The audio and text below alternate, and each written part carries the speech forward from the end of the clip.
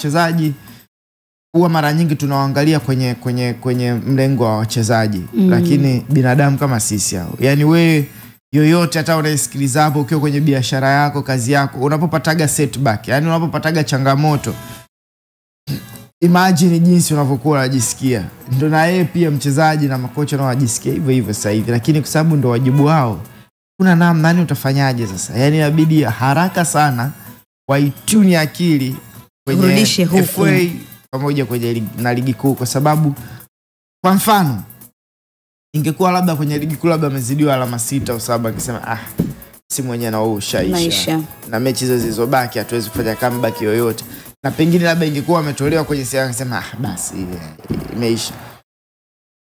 Lakini chance ya kuwa mabingwa kwenye FA wanayo, chance ya kuwa mabingwa kwenye ligi wanayo.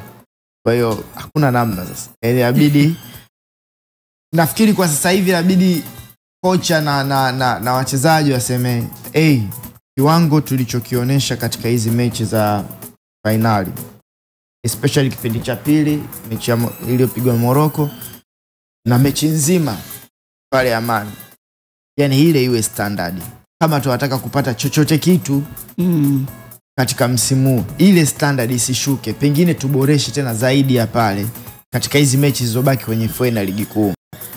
Wote tuamke kwa pamoja, kama kuna viongozi ndo akina Zimbwe, akina Ngoma, sijui akina Kapombe, akina wawainue wenzao. Guys, imeshapita hiyo, tuanze kupambana katika hizi mechi zingine zilizobaki.